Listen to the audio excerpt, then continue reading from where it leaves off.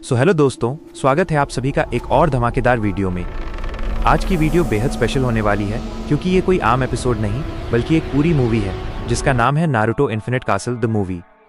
Video को शुरू करने से पहले मैं आप सभी का दिल से शुक्रिया अदा करना चाहता हूँ। मैंने कभी सोचा भी नहीं था कि मुझे आप लोगों का इतना सारा प्यार और सपोर्ट मिलेगा। आप सभी ने हमारी इस छोटी सी फैमिली में एक और नया मील का पत्थर जोड़ दिया है और अब हम 1500 सब्सक्राइबर्स की फैमिली बन चुके हैं। तो बस इसी खुशी के मौके पर मैं इस मूवी का पार्ट एक वक्त से पहले ही आप लोगों के लिए अपलोड कर रहा हूँ। तो चलिए बिना किसी देरी के वीडियो को शुरू करते हैं।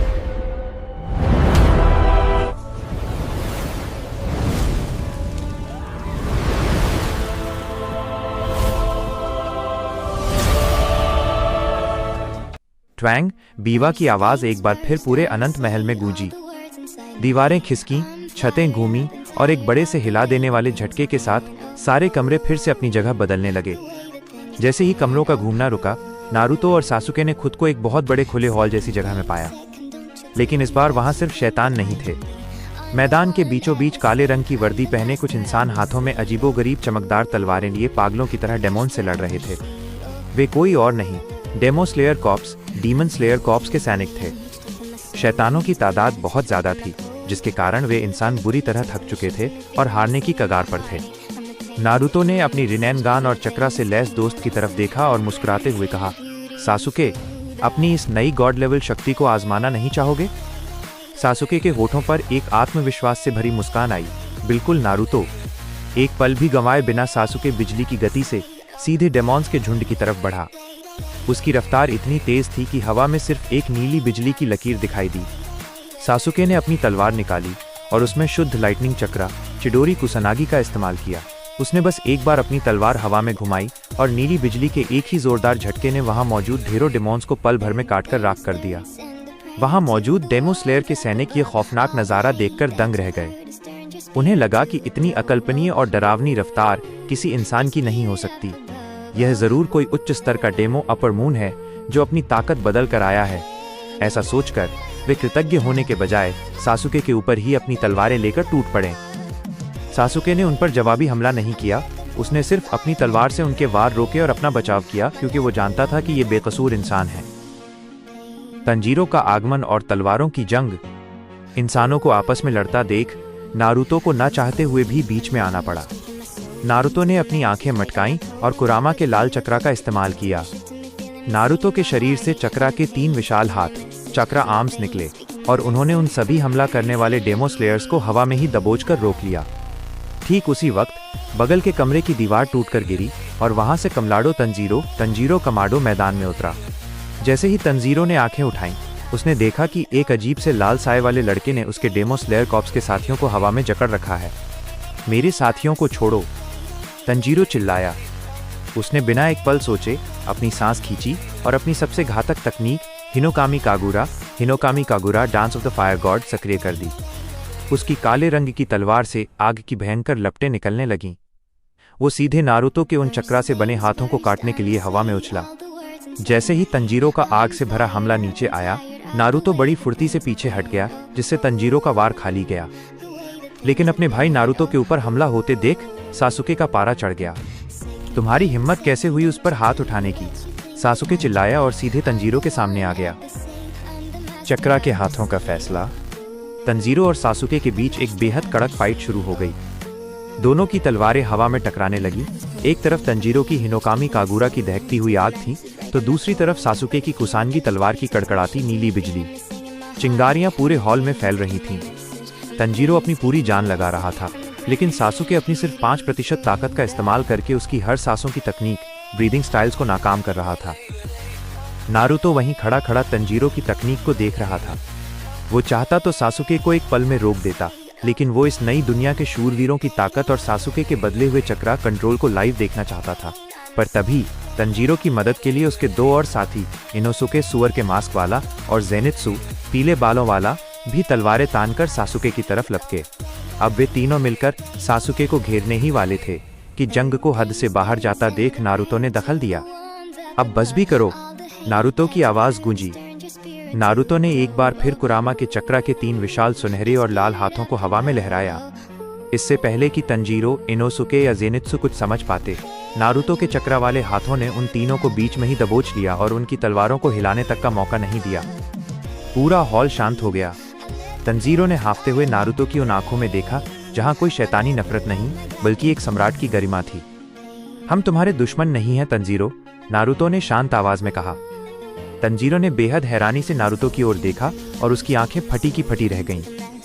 तुम्हें मेरा नाम कैसे पता?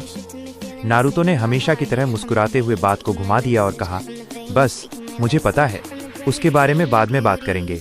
इसके बाद नारुतो ने कुरामा के चक्रा वाले हाथों को ढीला किया और तंजीरो, इनोसुके और जेनित्सु को आराम से जमीन पर उतार दिया। अब माहौल शांत हो चुका था।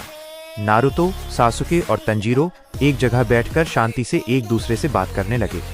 नारुतो ने तंजीरो को सच बताते हुए कहा, देखो तंजीरो, हम लोग इस जगह के नहीं हैं। हम एक बिल्कुल अलग दुनिया से आए हैं, जहां हम अपनी ताकतों के लिए चक्रा पर निर्भर रहते हैं। हमारा पूरा जीवन चक्रा के इर्द गिर्द घूमता है। तंजीरो ने अपना सिर खुजलाते हुए हैरानी से पूछा, चक्रा? ये चक्रा क्या होता है? नारुतो ने उसे समझाते हुए कहा, हाँ, चक्रा, जैसे तुम्हारी हिनोकामी कागुरा या तुम्हारी ब्रीदिंग स्टाइल्स, सांस लेने की तकनीकें हैं, चक्रा भी उसी का एक अलग और बहुत शक्तिशाली वर्जन है।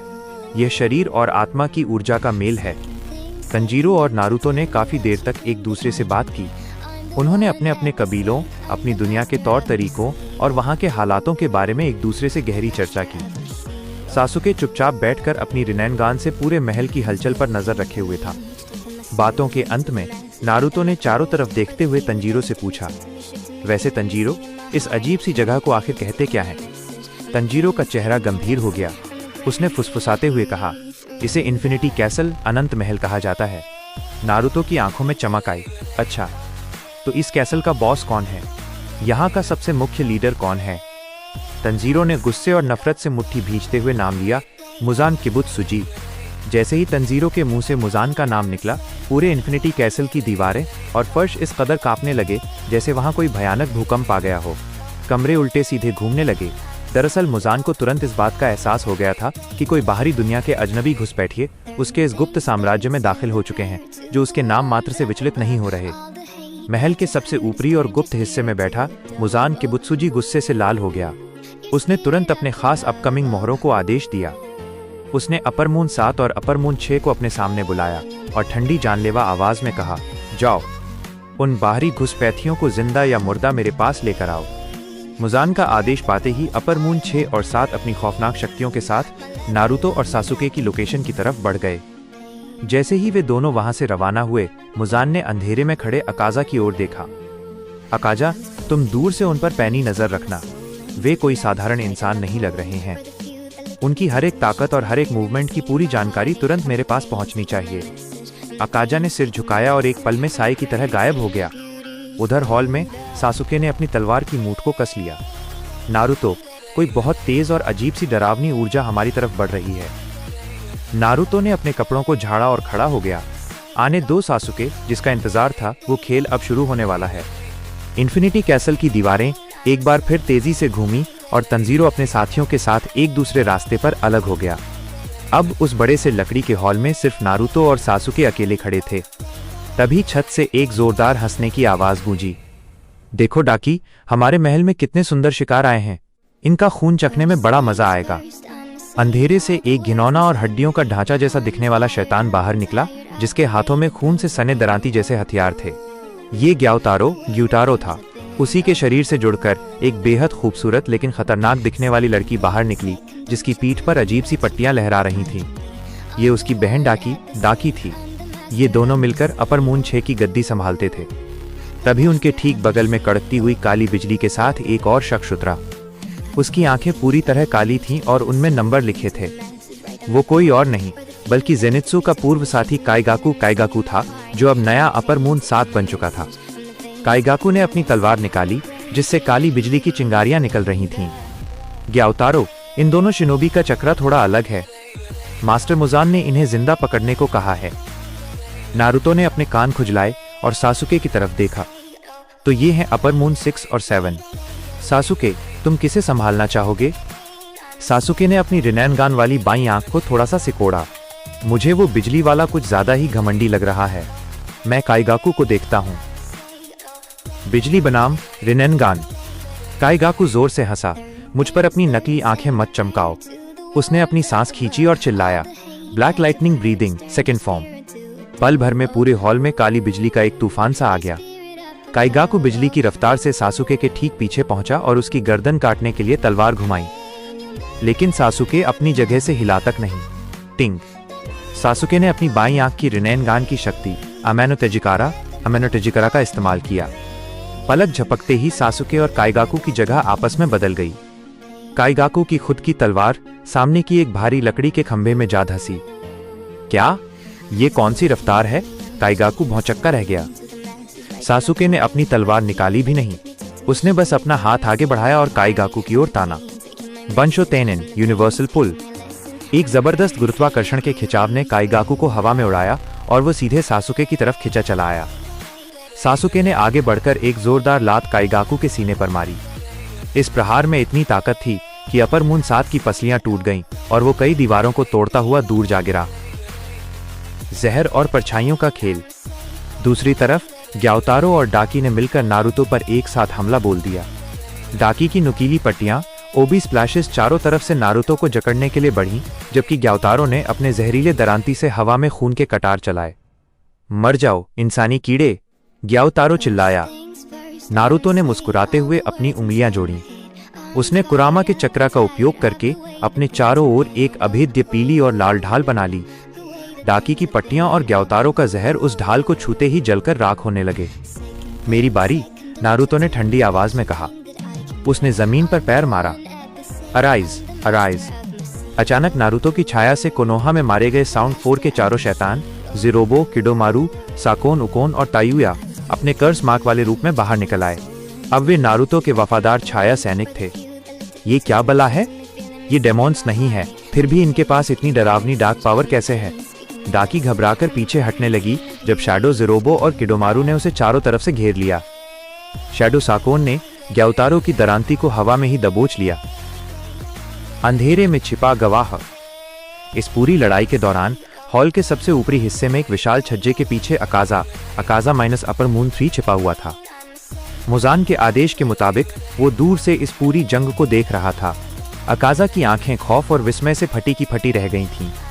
उसने अपनी पूरी जिंदगी में ऐसी अजीब और गॉड लेवल शक्तियां कभी नहीं देखी थीं। वो लड़का, वो सिर्फ एक इशारे से मरे हुए योद्धाओं की परछाइयों को जिंदा कर रहा है, और वो दूसरा लड़का, वो बिना हिले डुले स्पेस, जगह और ग्रेविटी गुरुत्वाकर्षण को कंट्रोल कर रहा है। ये इंसान नहीं है, ये तो चलते फिरते देवता हैं। मुझे तुरंत मास्टर मुजान को बताना होगा कि अपर मून 6 और 7 इन्हें 1 सेकंड के लिए भी नहीं रोक पाएंगे। अकाजा का पूरा शरीर खौफ से कांपने लगा। नारुतो ने अचानक अपनी सेज मोड की आंखों से ऊपर अंधेरे की तरफ देखा जहां अकाजा छिपा था। नारुतो के होठों पर एक गहरी मुस्कान आ गई। सासुके, ऊपर एक और बड़ा चूहा छिपा है। सासुके ने काइगाकू के गले पर पैर रखते हुए ऊपर देखा। हाँ, मैंने देख लिया। जैसे ही अकाजा को एहसास हुआ कि उन दोनों अजनबी दुश्मनों ने अंधेरे में छिपे होने के बावजूद उसे देख लिया है, उसकी रूह कांप गई। उसने वहां रुकना ठीक नहीं समझा और तुरंत वहां से भागने का फैसला किया। वो इन्फिनिटी कैसल की भूल भुलैया जैसी अंधेरी गलियों में पागलों की तरह दौड़ने लगा। वो जितनी तेजी से हो सके उस खौफनाक जगह से दूर मास्टर मुजान के पास पहुंच जाना चाहता था। हॉल में सासुके और नारुतो वहीं खड़े थे। सासुके ने भागते हुए अकाजा की तरफ देखा, लेकिन नारुतो ने उसे रुकने का इशारा किया। उसे जाने दो सासुके, वो सीधे अपने आका के पास ही जाएगा। पहले यहाँ का खेल खत्म करते हैं। नारुतो ने एक गहरी सांस ली। इस बार वो वक्त बर्बाद नहीं करना चाहता था। उसने एक साथ सॉवरेन सिस्टम की माना और कुरामा के उबलते हुए लाल चक्रा की शक्तियों को आपस में मिला दिया। उसके चारों ओर एक ऐसा भयानक बैंगनी और सुनहरी ऊर्जा का सैलाब उठा कि पूरा हॉल कांपने लगा। नारुतो बिजली की गति से आगे बढ़ा। ग्याओतारो, डाकी और काइगाकू को संभलने का मौका तक नहीं मिला। नारुतो के चक्रा से बने विशाल हाथों और सिस्टम की क्रिटिकल डैमेज के एक ही विनाशकारी प्रहार ने अपर मून 6 ग्याओतारो और डाकी और अपर मून 7 काइगाकू को एक ही बार में मटियामेट कर दिया। उनके शरीर कटकर राख होने लगे। नारुतो ने बिना वक्त गंवाए अपना हाथ हवा में उठाया और वही रहस्यमयी शब्द दोहराया, अराइज अराइज। जमीन से काले और नीले रंग का धुआं उठा और उन तीनों मरे हुए शक्तिशाली शैतानों की आत्माएं परछाइयों के रूप में बाहर आ गईं। अब नारुतो की अमर सेना में 3 और बेहद वफादार और खतरनाक सिपाही जुड़ चुके थे, जो उसके एक इशारे पर अपनी जान देने को तैयार थे। मुजान के कक्ष में खौफ। उधर अकाजा अपनी पूरी रफ्तार से भागते हुए आखिरकार मास्टर मुजान के मुख्य और सबसे गुप्त कक्ष में जा पहुंचा। बिना कोई आवाज किए अकाजा सीधा मुजान के सिंहासन के सामने अपने घुटनों के बल बैठ गया। वो बुरी तरह हाँफ रहा था और उसका पूरा शरीर डर के मारे थर थर कांप रहा था। मास्टर, मास्टर, अकाजा ने कांपती आवाज में कहा। वे कोई साधारण इंसान या शिनोबी नहीं है। वे साक्षात मौत हैं। सिर्फ एक ही पल में, महज एक झटके में उन दोनों ने अपर मून 6 और 7 को हमेशा के लिए खत्म कर दिया। ये सुनते ही मुजान किबुत्सुजी के चेहरे का रंग बदल गया और वो गुस्से से पूरी तरह लाल हो गया। उसके माथे की नसें तन गईं। असंभव। कोई भी अदना सा इंसान मेरे बनाए अपर मून्स को इतनी आसानी से नहीं मिटा सकता। अपने गुस्से को काबू करते हुए मुजान ने अपनी उंगलियां चटकाईं और बीवा की आवाज के साथ नए लोअर और अपर मून्स को प्रकट होने का आदेश दिया। पल भर में मुजान के सामने अपर मून 12, 11, 10, 9 और 8 की परछाइयां उभर आईं। मुजान ने अपनी लाल आंखों से उनकी तरफ देखा और खूंखार आवाज में आदेश दिया, जाओ, अपनी पूरी ताकत झोंक दो और उन दोनों घुसपैठियों के सिर काटकर मेरे कदमों में लाकर रखो। 5 शक्तिशाली डेमॉन्स मुजान के सामने सिर झुकाकर तुरंत नारुतो और सासुके को खत्म करने के लिए रवाना हो गए। मुजान ने फिर नीचे बैठे डरे हुए अकाजा की ओर देखा, जो अब भी सहमा हुआ था। मुजान ने ठंडे लहजे में कहा, अकाजा, तुम भी उनके साथ जाओ, लेकिन इस बार लड़ना मत। बस दूर खड़े रहकर उनकी मौत का तमाशा देखो और मुझे बताओ कि वे कैसे मरते हैं। अकाजा ने भारी मन से हामी भरी और उनके पीछे चल दिया, लेकिन उसके दिल का खौफ अभी भी कम नहीं हुआ था। उसे लग रहा था कि यह मुजान का सबसे गलत फैसला है। नारुतो और सासुके इस अंतहीन इन्फिनिटी कैसल के चक्कर काट रहे थे। वे लगातार आगे बढ़ने का रास्ता ढूंढ रहे थे ताकि जल्द से जल्द इस मायावी महल से बाहर निकला जा सके। वे जानते थे कि बाहर निकलने पर ही लाइफ ऑफ एलिक्सर, अमृत का नुस्खा के मिशन का एक बड़ा हिस्सा पूरा होगा। इताची की जान बचाने के लिए उनके पास समय बहुत कम था, इसलिए वे बिना रुके आगे भाग रहे थे। ट्वैंग। तभी बीवा की तीखी आवाज एक बार फिर गूंजी और पूरे इन्फिनिटी कैसल ने अपनी जगह बदल ली। इस बार जैसे ही कमरों का घूमना थमा, नारुतो और सासुके ने खुद को एक बहुत बड़े गोल हॉल डंगियन बैंक के बीचों बीच पाया। अचंभे की बात यह थी कि उस गोल हॉल की दीवारों पर उनके चारों ओर अनगिनत दरवाजे बन चुके थे। अचानक वे सभी दरवाजे एक साथ खटाखट खुले। उन दरवाजों के अंधेरे से मास्टर मुजान के भेजे हुए 5 नए जल्लाद अपर मून 8, 9, 10, 11 और 12 अपनी खौफनाक और डरावनी ताकतों के साथ बाहर निकल आए। उनके साथ सैकड़ों छोटे डेमॉन्स का झुंड भी था। उन सभी ने मिलकर पल भर में नारुतो और सासुके को बीच में पूरी तरह घेर लिया। सासुके ने ठंडी नजरों से चारों तरफ देखा और अपनी तलवार की मूठ पर हाथ रखा। उसने नारुतो की तरफ रुख किया और कहा, नारुतो, इन्हें मैं देखता हूं। सासुके ने अपनी बाईं आंख की रिनैनगान और दाईं आंख की मंगेक्यो शेरिंगन को एक साथ चमकाया। उसके शरीर से बैंगनी रंग का चक्रा का एक भयंकर सैलाब उठा। सुसानो। एक कान फोड़ देने वाली दहाड़ के साथ सासुके के चारों ओर बैंगनी रंग के चक्रा से बना एक विशाल, अभेद्य और दैत्यकार योद्धा सुजनु प्रकट हो गया। सुसानो के हाथ में चक्रा से बनी एक विशाल और चमचमाती हुई तलवार थी। सासुके ने अपनी उंगली से इशारा किया और सुसानो ने अपनी उस विशाल तलवार को पूरे हॉल में एक गोल घेरे में घुमा दिया। हवा में बिजली कड़की और सुसानो की एक ही शक्तिशाली तलवार के प्रहार ने वहां मौजूद अपर मून 8, 9, 10, 11, 12 और उनके सभी डेमॉन्स को बीच में से 2 टुकड़ों में काट दिया। छिपकर देख रहा अकाजा एक बार फिर बुरी तरह हैरान हो गया। उसके होश उड़ गए कि सिर्फ एक ही पल में, महज एक झटके में, उस बैंगनी राक्षस सुसानो ने मास्टर मुजान के इतने सारे खास योद्धाओं को गाजर मूली की तरह काटकर फेंक दिया। अकाजा गहरे खौफ में डूब गया और बिना एक सेकंड गंवाए एक बार फिर मास्टर मुजान की तरफ पागलों की तरह भागा। अमर जिस्म का रहस्य। इधर हॉल में जो डेमॉन्स कटकर जमीन पर गिर चुके थे, उनके कटे हुए हिस्सों से अचानक काले रंग का धुआं निकलने लगा। सासुके और नारुतो ने देखा कि उन सभी ने अपनी बॉडी को फिर से रीजनरेट, पुनर्जीवित करना शुरू कर दिया था। कटे हुए सिर और धड़ वापस एक दूसरे से जुड़ गए और वे सभी फिर से खड़े हो गए। सासुके ये देखकर थोड़ा हैरान हुआ, क्या ये लोग इस जानलेवा हमले के बाद भी फिर से जिंदा कैसे हो गए? नारुतो ने हंसते हुए सासुके को समझाया, सासुके, भूल गए? ये कोई इंसान या शिनोबी नहीं है, ये डेमॉन्स हैं। जब तक इनका सिर किसी खास सन ब्रीदिंग तलवार से न काटा जाए या इन्हें सूरज की रोशनी में न लाया जाए, ये खुद को बार बार रीजनरेट कर सकते हैं। इससे पहले कि सासुके अपनी सुसानों से उनके चिथड़े उड़ाता, वे सभी रीजनरेट हुए डेमॉन्स अपनी जान बचाकर वापस उन्हीं दरवाजों में भाग गए और अंधेरे में गायब हो गए। भूल भुलैया की हंसी। एक बार फिर बीवा की जोरदार आवाज पूरे कैसल में गूंज उठी। सारे कमरे, सीढ़ियां और दीवारें पागलों की तरह गोल गोल घूमने लगीं।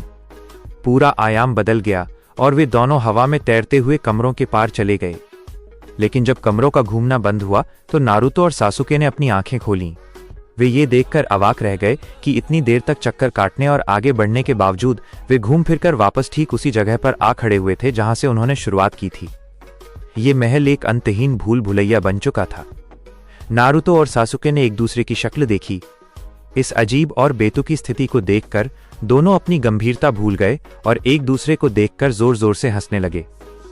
लगता है सासुके, ये महल हमें इतनी आसानी से बाहर जाने नहीं देगा, नारुतो ने हंसते हुए कहा। सासुके ने भी अपनी तलवार वापस म्यान में रखी और मुस्कुराया। तो फिर ठीक है, इस पूरे महल को ही तबाह करना पड़ेगा। अकाजा एक बार फिर गलियों में पागलों की तरह दौड़ते हुए मुजान के पास चला गया। उसने हांफते हुए वो सब बताया जो उसने अभी अभी अपनी आंखों से देखा था। मुजान, उस लड़के ने एक ही पल में हमारे साथियों के टुकड़े टुकड़े कर दिए। ये सुनकर मुजान की आंखें बड़ी हो गईं। क्या कहा तुमने? आखिरकार मुजान के चेहरे पर चिंता की गहरी लकीरें साफ दिखाई देने लगीं। तभी अचानक कमरे के बड़े दरवाजे खुले और मुजान ने जिन अन्य योद्धाओं को भेजा था वे सभी बदहवास हालत में कमरे के अंदर आ गिरे। वे मुजान के आगे घुटनों के बल झुक गए और रोते हुए अपनी जान की भीख मांगने लगे। वे दोनों कोई आम इंसान नहीं है। उन्होंने एक ही झटके में हमारे 2 टुकड़े कर दिए थे।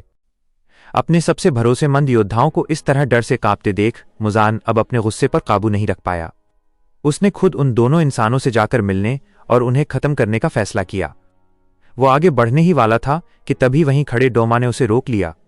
वहां रुक जाइए मुजान, मैं जाता हूं, डोमा ने चेहरे पर एक ठंडी मुस्कान लाते हुए कहा। डोमा ने तुरंत महल के सभी शक्तिशाली योद्धाओं और बाकी बचे सारे डेमॉन्स को इकट्ठा करने का आदेश दिया। नाकिमे की बीवा की आवाज गूंजी और मुजान के कक्ष के ठीक नीचे महल में जितने भी डेमॉन्स थे वे सब एक एक करके वहां पहुंच गए। वहां कोकुशिबो, अकाजा और बाकी के सभी मुख्य योद्धा भी मौजूद थे। अब डोमा इन सभी को साथ लेकर नारुतो और सासुके को खत्म करने के लिए निकल पड़ा। महल के इतिहास में पहली बार पूरी सेना एक साथ किसी दुश्मन पर हमला करने जा रही थी। दूसरी तरफ अचानक नाकिमे की बीवा की एक बहुत जोरदार आवाज गूंजी। नारुतो और सासुके जहां खड़े थे वहां उनके सामने की ठोस जमीन अचानक हिलने लगी और देखते ही देखते वो एक बहुत बड़े खौफनाक दरवाजे में तब्दील हो गई। जैसे ही वो विशाल दरवाजा खुला, नारुतो और सासुके के ठीक सामने डोमा, कोकुशिबो, अकाजा और उनके पीछे खड़े हजारों डेमॉन्स की पूरी फौज खड़ी थी। दोनों पक्ष एक दूसरे के बिल्कुल आमने सामने थे और हवा में भारी तनाव फैल गया था। ट्वैंग, बीवा की एक बेहद गूंजती हुई आवाज आई। उसी पल वो छोटा सा कमरा, उसके आसपास की सारी दीवारें, खंभे और खिड़कियां बड़ी तेजी से दूर चले गए। नीचे से लकड़ी का एक विशाल फ्लोर बन गया जो देखने में किसी बहुत बड़े खुले मैदान जैसा लग रहा था। इस विशाल मैदान के एक छोर पर नारुतो और सासुके अकेले खड़े थे और उनके ठीक सामने 9 अपर मून्स के साथ हजारों डेमॉन्स की पूरी आर्मी खड़ी थी। तनाव चरम पर था कि अचानक पूरी डेमन आर्मी ने एक साथ धावा बोल दिया।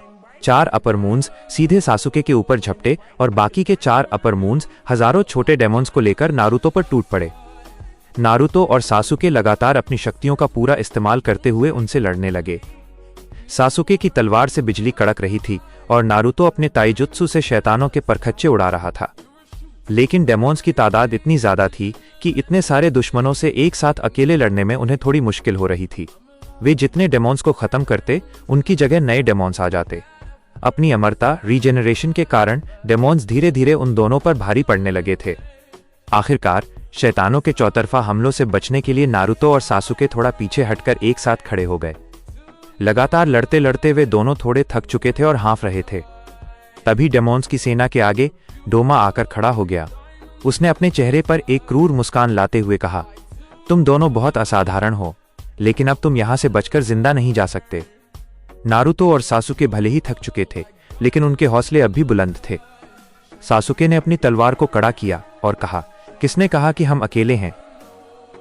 सिस्टम की चेतावनी और नया संकट। ठीक उसी वक्त नारुतो के सामने अचानक सॉवरेन सिस्टम की एक लाल चेतावनी विंडो चमकी। चेतावनी, मिशन प्रतिबंध, मिशन रिस्ट्रिक्शन सक्रिय। लाइफ ऑफ एलिक्सर के नुस्खे को पाने के लिए आपको इन डेमॉन्स को बिना शैडो आर्मी के हराना होगा। यदि आपने अपनी छाया सेना का इस्तेमाल किया तो मिशन तुरंत फेल हो जाएगा। ये देखकर नारुतो के माथे पर पसीना आ गया। उसने घबराकर सासुके से कहा, सासुके, एक बहुत बड़ी गड़बड़ हो गई है। मैं अपनी शैडो आर्मी छाया सेना का इस्तेमाल अभी इस लड़ाई में नहीं कर सकता। अगर मैंने ऐसा किया तो हम इताची के लिए अमृत का नुस्खा कभी हासिल नहीं कर पाएंगे। सासुके ने अपनी रिनेनगान से सामने खड़े कोकुशिबो, जो अपनी मून ब्रीदिंग के लिए तलवार तान चुका था, को देखा। चलो ठीक है, जैसी इसकी मर्जी, देख लेते हैं इन्हें भी। दोनों एक बार फिर बिना किसी आर्मी के सीधे उन 9 अपर मून से भिड़ गए। लेकिन इस बार कोकुशिबो अपर मून 1 ने अपनी घातक मून ब्रीदिंग की तकनीकों का इस्तेमाल किया। हवा में चक्राकार कतरने तैरने लगीं। थके होने के कारण नारुतो और सासुके उस बेहद तेज और मायावी हमले को पूरी तरह डॉज नहीं कर पाए। वो जानलेवा हमला उन दोनों को सीधा लगा, जिससे वे दूर जाकर जमीन पर गिर पड़े। डोमा मुस्कुराते हुए आगे बढ़ा और उनके पास आकर बोला, बस यही तुम्हारी सीमा थी, तुम यहीं मरोगे, इंसानी कीड़े। इंसानियत की ढाल। नारुतो और सासुके जमीन पर घुटनों के बल बैठे हुए थे और जोर जोर से हाँफ रहे थे। उनके शरीर पर हल्के जख्म उभर आए थे। तभी उन दोनों के ठीक पीछे के अंधेरे कमरों से एक गूंजती हुई भारी आवाज आई। वे दोनों अकेले नहीं हैं। Boom, crash. एक के बाद एक उनके पीछे की सारी दीवारें और दरवाजे जोरदार धमाकों के साथ टूटने लगे। धूल के गुबार को चीरते हुए उन टूटे हुए दरवाजों में से एक एक करके सारे हाशिरा ग्यूतोमियोका, क्यूजुरो रेंगोकू, सनेमी, ग्योमेई और बाकी सभी शक्तिशाली स्लेयर्स बाहर निकल आए। उनके ठीक साथ में कमाल्डो, तंजीरो, जेनित्सु और इनोसुके भी अपनी तलवारें ताने खड़े थे। उनके पीछे डेमो स्लेयर कॉर्प्स के सैकड़ों सैनिकों का सैलाब था। पूरी हाशिरा पलटन और डेमो स्लेयर्स आकर नारुतो और सासुके के पीछे एक ढाल बनकर खड़े हो गए। तंजीरो ने अपनी हिनोकामी कागुरा की आग को सुलगाते हुए मुजान की सेना की तरफ देखा। ये अब कोई आम लड़ाई नहीं थी। ये इस दुनिया के इतिहास का सबसे बड़ा आर पार का महायुद्ध था, जहां इंसान और डेमोन्स एक दूसरे के खून के प्यासे थे। मैदान में शंखनाद हो चुका था।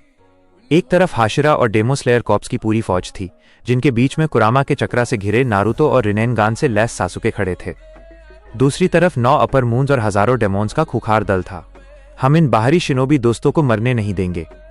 क्यूजुरो रेंगोकू ने अपनी जलती हुई तलवार हवा में लहराई।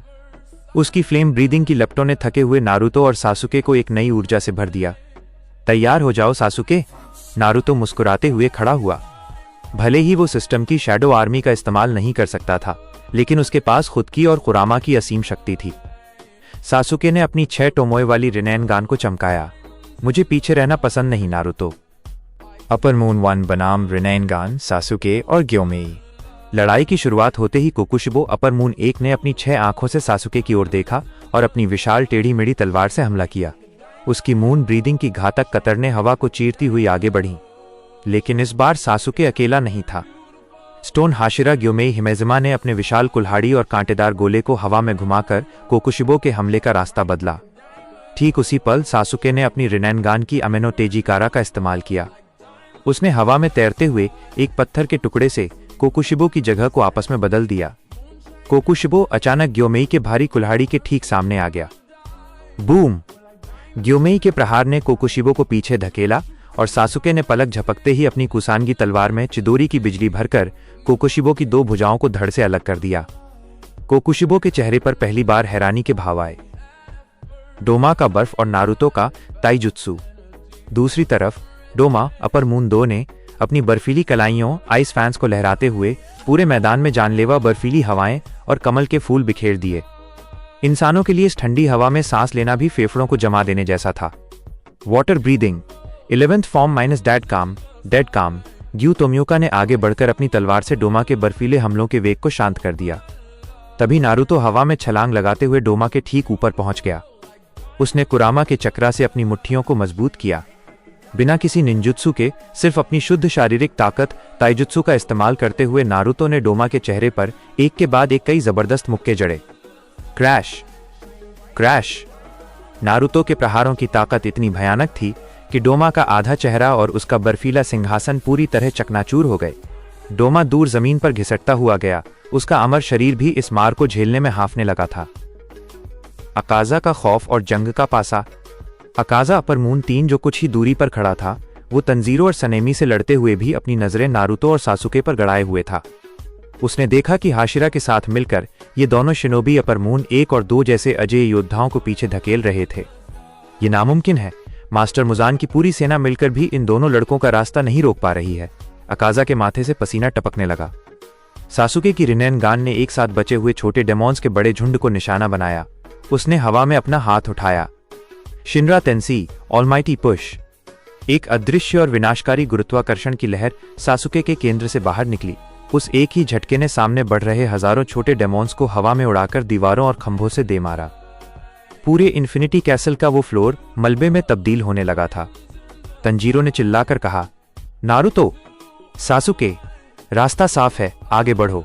मुजान का मुख्य कक्ष यहां से ठीक ऊपर है। नारुतो ने तंजीरो की तरफ देखकर सिर हिलाया। जंग का पासा पूरी तरह पलट चुका था। हाशिरा और डेमो स्लेयर्स ने बाकी के अपर मून्स को उलझाकर रख दिया था, जिससे नारुतो और सासुके के लिए आगे बढ़ने का रास्ता पूरी तरह खुल गया। तभी नारुतो के सामने सिस्टम की स्क्रीन एक बार फिर चमकी। Mission update, life of elixir का पहला चरण 80% पूरा हो चुका है। अंतिम आदेश, मुजान किबुत्सुजी के कक्ष में प्रवेश करें।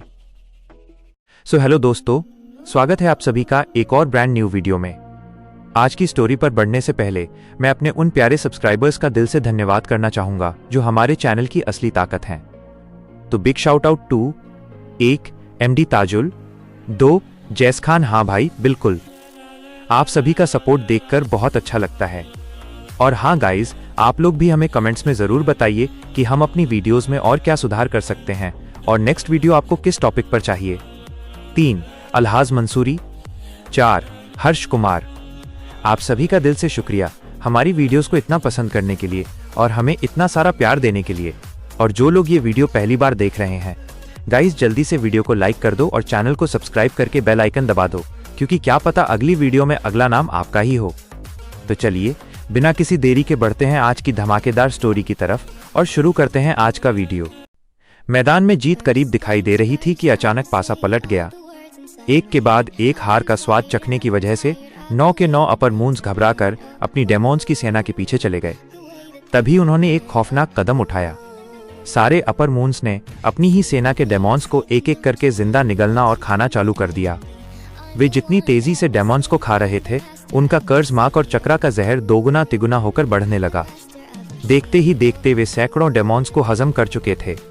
अब उनके शरीर से निकलने वाला दबाव पहले से कई गुना ज्यादा भयानक और जानलेवा हो चुका था।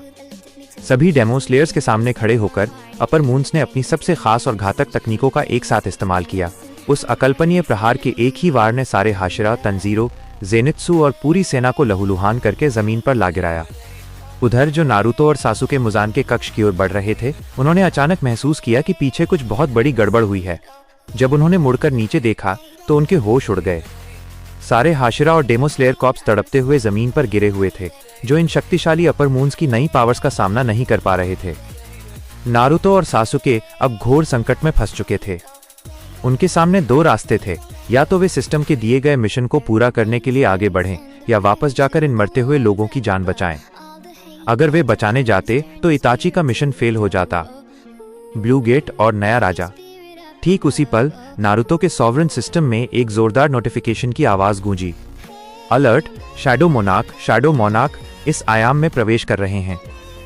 9 अपर मून्स के ठीक सामने अचानक हवा चीरते हुए एक विशाल और चमकदार ब्लू गेट ओपन हो गया। उस गेट से इतनी शुद्ध और असीम अंधकार की ऊर्जा निकली कि पूरा इन्फिनिटी कैसल थम गया। उस गेट के बीच में से एक लड़का बड़ी शांति से चलता हुआ बाहर आया। उसने काले कपड़े पहने हुए थे और अपने दोनों हाथ हमेशा की तरह अपनी पैंट की जेबों में डाले हुए थे। उसकी आंखें शुद्ध बैंगनी और नीली रोशनी से चमक रही थीं। गेट से निकलते ही उसने चारों ओर देखा और ठंडे लहजे में कहा, सच में यहाँ बड़ी बुरी हालत है।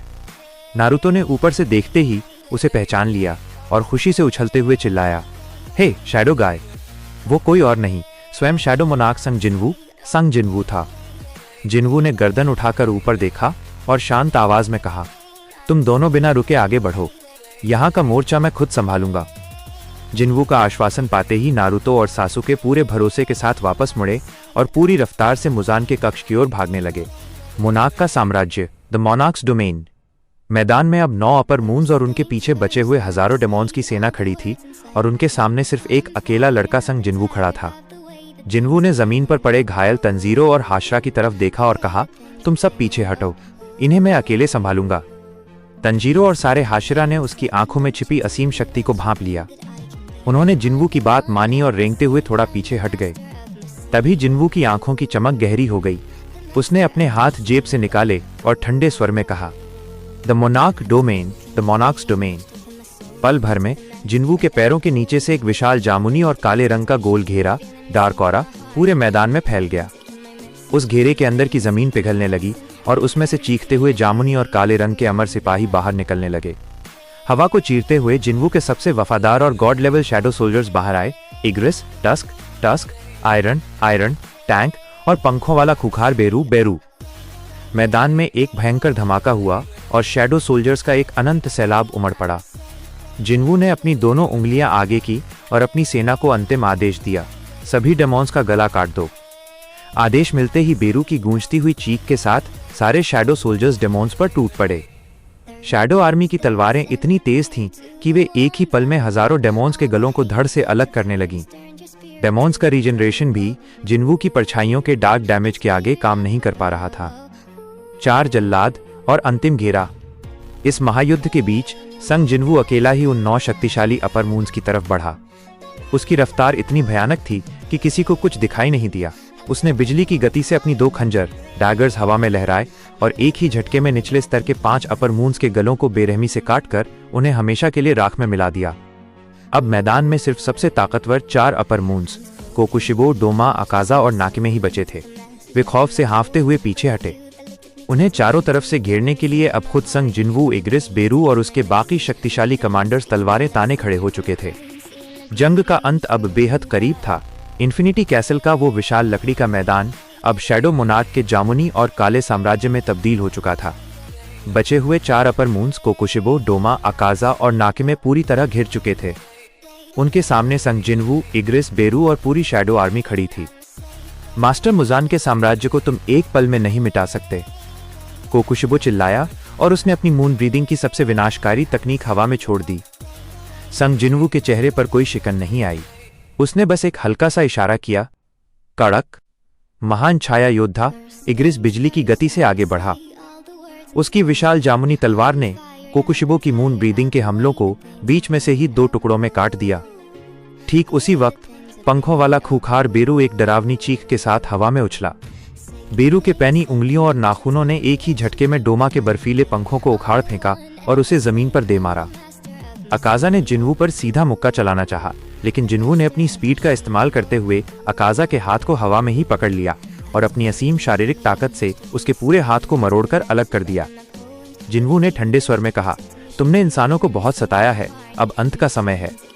एक जबरदस्त धमाके के साथ इग्रिस, बेरू और जिन्वू के संयुक्त प्रहारों ने कोकुशिबो, डोमा और अकाजा को पूरी तरह कुचल कर रख दिया।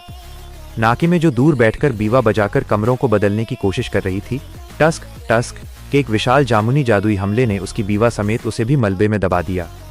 चारों अपर मून्स का नामो निशान मिट चुका था।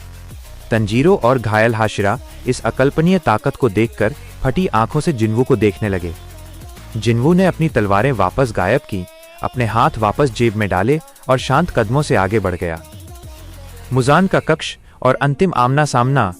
उधर महल के सबसे ऊपरी हिस्से में नारुतो और सासुके आखिरकार मुजान के मुख्य कक्ष के विशालकाय दरवाजे के सामने पहुंच चुके थे। तैयार हो सासुके? नारुतो ने पूछा। उसके शरीर से कुरामा का गाढ़ा लाल चक्रा उबल रहा था। हमेशा सासुके ने ठंडे लहजे में कहा। उसकी दाईं आंख में मंगेक्यो और बाईं आंख में 6 टोमोए वाली बैंगनी रिनेनगान चमक रही थी। बूम! सासुके ने अपने सुसानों के एक ही तगड़े मुक्के से उस भारी दरवाजे को तिनके की तरह उड़ा दिया। दरवाजा टूटते ही कमरे के अंदर का दृश्य सामने आया। वहां एक ऊंचे शानदार सिंहासन पर शैतानों का राजा मुजान किबुत्सुजी बैठा हुआ था। उसके सफेद बाल, कंपकंपाती लाल आंखें और उसके शरीर से निकलने वाला शुद्ध शैतानी दबाव, डीमन ऑरा, पूरे कमरे की हवा को भारी बना रहा था। मुजान ने देखा कि उसके सारे अपर मून्स की ऊर्जा एक एक करके पूरी तरह खत्म हो चुकी है। वो समझ गया था कि उसके वफादार योद्धा मारे जा चुके हैं। मुजान अपने सिंहासन से खड़ा हुआ। उसके चेहरे पर खौफ और बेइंतहा गुस्सा एक साथ तैर रहा था। तो तुम दोनों ही वो कीड़े हो जिन्होंने मेरे सदियों पुराने साम्राज्य को पल भर में उजाड़ दिया। नारुतो ने आगे कदम बढ़ाया। उसकी दाईं आंख बिल्ली जैसी लाल थी और बाईं आंख में सिस्टम की नीली रोशनी थी। उसने मुस्कुराते हुए अपनी ब्लैक डैगर निकाली। मुजान, तुम्हारा खेल अब खत्म हो चुका है। हमें तुमसे एक बहुत जरूरी चीज चाहिए और उसे लिए बिना हम यहां से नहीं जाने वाले। सासुके ने अपनी कुसानगी तलवार को म्यान से थोड़ा बाहर निकाला, जिससे नीली बिजली चिडोरी कड़कड़ाने लगी। नारुतो, इस बार इसे रीजनरेट होने का मौका भी नहीं मिलना चाहिए। मुजान ने गुस्से में दहाड़ मारी और उसके पूरे शरीर से कंप कपाते हुए मांस के कोड़े और नुकीली तलवारें जैसी शाखाएं, डिमोनिक विप्स, बाहर निकल आईं। वो अपनी पूरी दानवी शक्ति का प्रदर्शन करने के लिए तैयार था। मुजान के बुत्सुजी के पूरे शरीर से निकले मांस के कोड़े और नुकीले ब्लेड हवा में पागलों की तरह लहरा रहे थे। उसकी लाल आंखों में केवल विनाश का भाव था। तुम शिनोबी खुद को क्या समझते हो? मैं अमर हूं, मैं एक देवता हूं। मुजान ने एक साथ दर्जनों कोड़ों से नारुतो और सासुके पर हमला किया। वे कोड़े इतनी तेज गति से बढ़े कि हवा में चीखने की आवाजें गूंज उठीं। लेकिन उसके सामने कोनोहा के 2 सबसे शक्तिशाली योद्धा खड़े थे। सासुके ने अपनी बाईं आंख की 6 टोमोए वाली रेनेनगान को चमकाया। शिनरा, तेंसी। एक अदृश्य प्रचंड गुरुत्वाकर्षण की दीवार सासुके के शरीर से बाहर निकली। मुजान के जितने भी जहरीले कोड़े उसकी तरफ आ रहे थे, वे सब उस दीवार से टकराकर हवा में ही मुड़ गए और चकनाचूर हो गए। पूरा कमरा उस दबाव से कांप उठा। उसी पल नारुतो ने कुरामा के गाढ़े लाल चक्रा को अपने पैरों में केंद्रित किया। उसने जमीन को पैर से दबाया और बिजली की रफ्तार से मुजान के ठीक सामने पहुंच गया। तुमने खुद को भगवान मान लिया मुजान, लेकिन तुमने कभी असली ताकत नहीं देखी। नारुतो चिल्लाया। उसने कुरामा के चक्रा से बने 2 विशाल हाथों से मुजान के दोनों मुख्य हाथों को जकड़ लिया। मुजान ने खुद को छुड़ाने के लिए अपने शरीर को रीजनरेट करना चाहा और उसके सीने से नए नुकीले ब्लेड निकलने लगे। लेकिन सासुके इसके लिए पहले से तैयार था। उसने अपनी मंगेक्यो शेरिंगन को पूरी तरह सक्रिय किया। अमातेरासु। मुजान के शरीर पर अचानक काली लपटें सुलग उठीं। ये लपटें आम आग नहीं थीं। ये तब तक नहीं बुझतीं जब तक कि उनका शिकार पूरी तरह जलकर राख न हो जाए। मुजान दर्द से चीख उठा।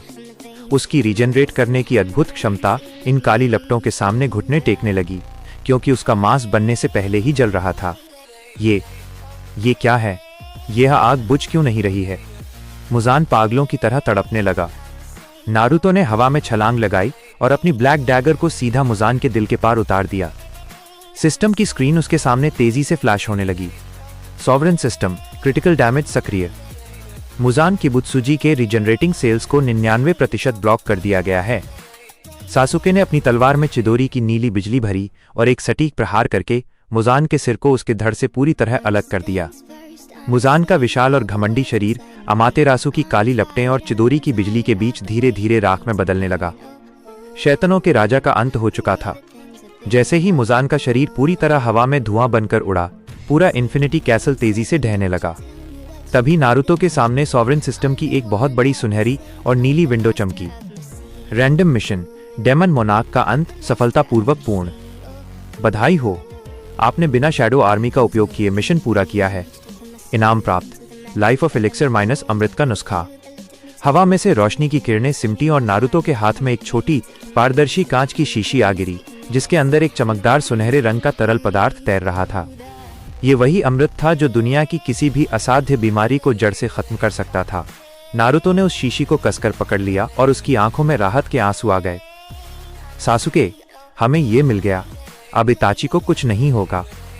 सासुके ने मुस्कुराते हुए अपना सिर हिलाया। तभी उनके पीछे की ढहती हुई दीवार को पार करते हुए संग जिन्वू शांत कदमों से अंदर आया। उसके पीछे तंजीरो और हाशिरा भी थे, जो अब पूरी तरह सुरक्षित थे। जिन्वू ने नारुतो के हाथ में अमृत को देखा और एक हल्की मुस्कान के साथ कहा, तुम्हारा काम पूरा हुआ। अब इस आयाम के ढहने से पहले तुम्हारा अपनी दुनिया में वापस जाने का समय आ गया है। जिन्वू ने हवा में अपना हाथ लहराया और नारुतो और सासुके के ठीक पीछे एक विशाल रेड गेट दोबारा ओपन हो गया। जाने से पहले जिन्वू ने नारुतो से पूछा, क्या वो जादुई शब्द बोले बिना जाओगे? नारुतो मुस्कुराया और सासुके के साथ एक साथ चिल्लाया, अराइज अराइज। तभी मरे हुए सारे अपर मून्स और मुजान की परछाइयां नारुतो और सासुके के सामने आकर झुक गईं। वे अब नारुतो की नई और सबसे शक्तिशाली शैडो आर्मी बन चुके थे। उन छायाओं को देखकर तंजीरो और हाशिरा ने अपनी तलवारें थाम ली, लेकिन नारुतो ने शांत करते हुए कहा, डरो मत, ये अब हमारे वफादार सैनिक हैं। इतना कहते ही नारुतो और सासुके उस रेड गेट के अंदर चले गए। पल भर में वे कोनोहा के जंगलों में वापस आ गए थे। उनके हाथ में इताची की जिंदगी थी और वे अब वापस अपने मिशन की ओर बढ़ने के लिए पूरी तरह तैयार थे।